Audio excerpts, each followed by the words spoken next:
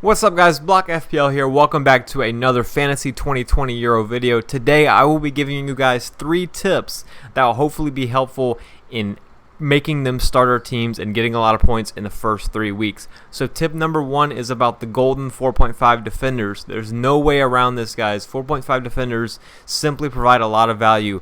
Here are my favorite 5. I've tried to rank them in order as best as I possibly can. That includes Wijndal, Denier, Bednarak, Kjaer, and Torres. I'm sure I butchered some of those names. I can't quite fit Torres into my team. I have Ferran Torres, not Pau Torres. The only reason I don't have him included is because I am just a little bit more worried about rotation with him. I think he should start, but it's not completely sure, whereas with all the other defenders that I have in my team, I know they will start for their teams. The only non-4.5 defender I have personally is Ricardo Rodriguez. I will be mentioning him a little bit later as I think he's a great option. But if you were to go in to match day 1 with these 5 4.5 defenders, I think you would be very well set up.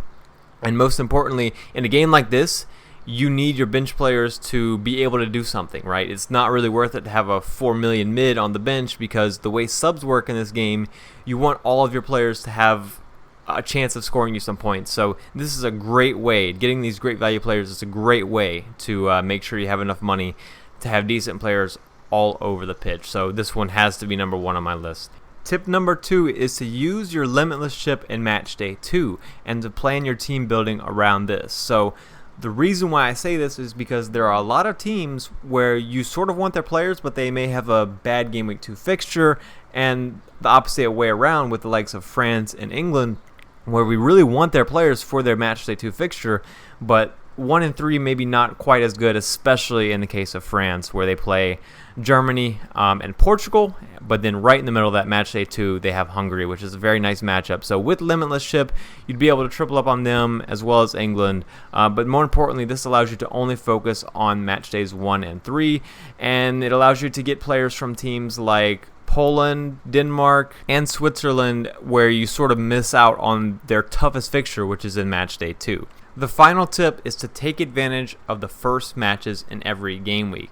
Now, the reason why this is important is because these first matches, for example, game week 1, it will be Turkey versus Italy on Friday. We will be able to still have unlimited transfers even when we know the lineups for these teams, because the transfer deadline isn't until the very moment where the game starts. So of course we'll have like an hour to know if our Italy and Turkey players are going to start.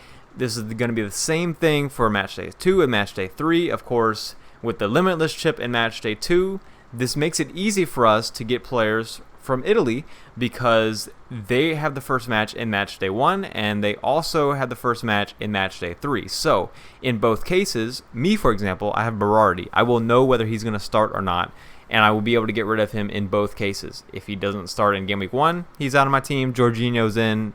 That would probably be the case. If he starts then, and then game week 3 all of a sudden he's benched, well, I have to use one of my transfers to get rid of him. It makes it very easy. It allows us to take risks on players that we would like to get, but they may have some rotation risk involved, which would otherwise make them unpickable.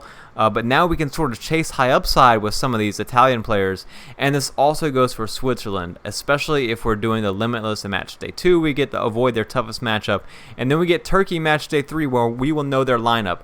This is especially important for match day 3 for all these teams, Switzerland, Turkey, Italy, Wales, because match day 3, some of these teams may be already eliminated, maybe they've already made it to the group stage. Either way, there's a decent chance we could see some rotation.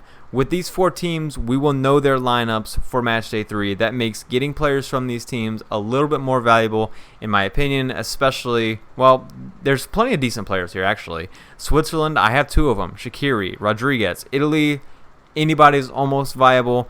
Wales, obviously, there's the likes of Gareth Bale, who is very handy, and Turkey have Yilmaz, decent options. So all these players, I think, are a little more valuable because we will know whether or not they start match day 3. It's just a nice little added bonus to have.